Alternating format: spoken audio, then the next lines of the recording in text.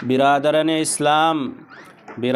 इस्लाम जामिया इमाम आज़म हनीफिया मदरसार बत्सरिक वाज महफिल ও দস্তারবন্দি অনুষ্ঠান तारीख 6 जमादिउस्सानी 1444 हिजरी मुताबिक 31 डिसेम्बर 2022 इंग्रेजी रोज शनिवार समय सकाल 9 घटिका हईते परदिन सकाल 9 घटिका पर्यंत स्थान अत्र माद्रासा प्रांगण सभापति अलहाज हजरत मौलाना सैयद जमीलुर रहमान साहेब अवसरप्राप्त मुहद्दिस आसिमिया टाइटल मदरसा सह सभापति हजरत मौलाना बुरहानुद्दीन साहेब शिक्षक जामिया इमाम आज़म हनीफिया मदरसा प्रधान अतिथि हजरत मौलाना हाफिज अंसार आलम साहेब मुनाजिर इस्लाम व शेखुल हदीस दारुल उलूम बालापाड़ा और चेयरमैन अल हयात फाउंडेशन कोलकाता विशेष अतिथि हजरत मौलाना ताहिरुल हक साहेब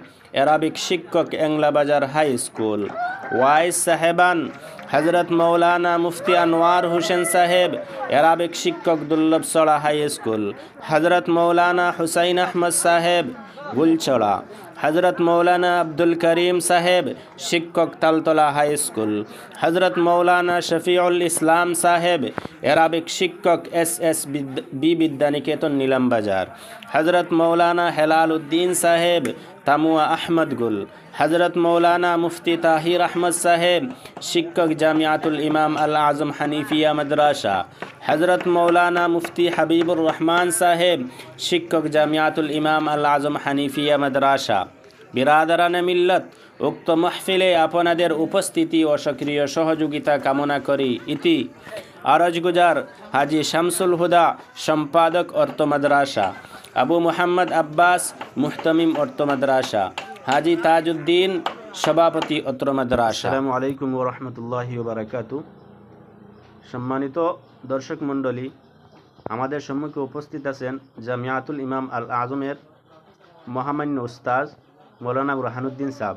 আমি ওনাকে জামিয়া সম্পর্কে কিছু প্রশ্ন করব, ইনশাআল্লাহ উনি বিস্তারিতভাবে আমার প্রশ্নের উত্তর দিবেন। আমি মৌলানার কাছ থেকে এই কথা জানতে চাই যে এই মাদ্রাসা কিভাবে এবং কবে স্থাপিত হয়েছে, এই সম্পর্কে আপনি কিছু বলেন। আসসালামু আলাইকুম ভাই, আলহামদুলিল্লাহ আপনি আমাকে বড় সুন্দর প্রশ্ন করেছেন। আমাদের জামিয়াতুল ইমাম আল আজম মাদ্রাসা 2012 ইংরেজিতে প্রথমেই মাস্টার আলাউদ্দিন সাহেবের বাড়িতে 8-10 জন ছাত্র নিয়ে আরম্ভ করা হয়। পরবর্তীতে 2013 ইংরেজিতে আমরা মাদ্রাসার স্থায়ী ভূমি আলাউদ্দিন মাস্টার সাহেবের পক্ষ থেকে স্থায়ী ভূমি আমরা প্রাপ্ত হই এবং ওখানে একটি বিল্ডিং করা হয়। মাদ্রাসা 2013 ইংরেজিতে তার স্থায়ী জমির উপর ভিত্তি স্থাপন করা হয় এবং সেখানে প্রথমেই সবাই হিফজ এবং দর্শিয়াতের একটি জমাত আরম্ভ হয়। তখন মাত্র 2 জন উস্তাদ ছিলেন, আমি এবং মুহতামিম মৌলানা আবু আব্বাস সাহেব।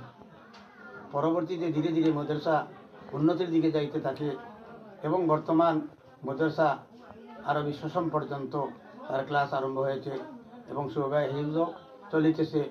এ পর্যন্ত আমাদের মাদ্রাসা হইতে এই 8-9 বছরে 28 জন হাফিজ আমাদের মাদ্রাসা থেকে হিফজ শেষ করে অন্যত্র বা আমাদের এখানেও আছেন এবং অন্যত্র উচ্চশিক্ষা অর্জনের জন্য উন্নত মানের মাদ্রাসায় চলিয়ে গিয়েছেন।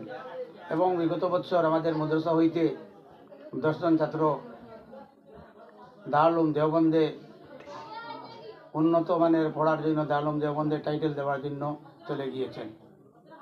আশা করি এবারও আমাদের এখান থেকে কয়েকজন ছাত্র হিফজ সভা থেকে 5 জন এবং দর্শিয়াত আরবি ষষ্ঠ থেকে 8 জন আমাদের এখান থেকে ফারিগ হয়ে যাবেন। মাশাআল্লাহ, আপনার এই কথাগুলো শুনে অনেক খুশি হলাম। এখন আমি অন্য একটি প্রশ্ন আপনাকে করতে চাই।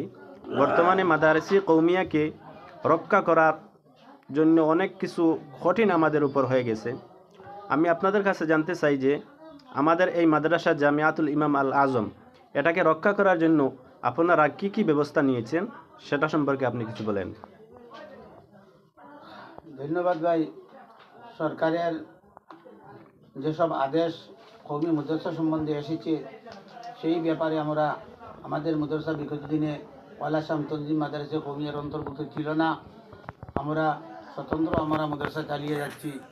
বর্তমান সরকারের এই সম্পূর্ণ নির্দেশ প্রাপ্তির পর মাদ্রাসাকে ওয়ালাসাম তনজিম মাদ্রাসা কওমিয়ার অন্তর্ভুক্ত করতে যত জিনিসের দলিল এবং প্রমাণপত্রের প্রয়োজন সব কিছু আমরা ব্যবস্থা করে আসাম তনজিমুল মাদ্রাসা কওমিয়ার অন্তর্ভুক্ত করার জন্য কর্তৃপক্ষের নিকট জমা দিয়েছি এবং ডিজিপি মহোদয়ের নিকট আমাদের সম্পূর্ণ রেকর্ডপত্র জমা দেওয়া হয়েছে।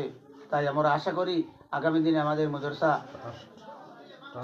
এবং আমাদের মাদ্রাসায় একটি ট্রাস্ট হানফিয়া একটি ট্রাস্ট আছে, সেই ট্রাস্টের অন্তর্ভুক্ত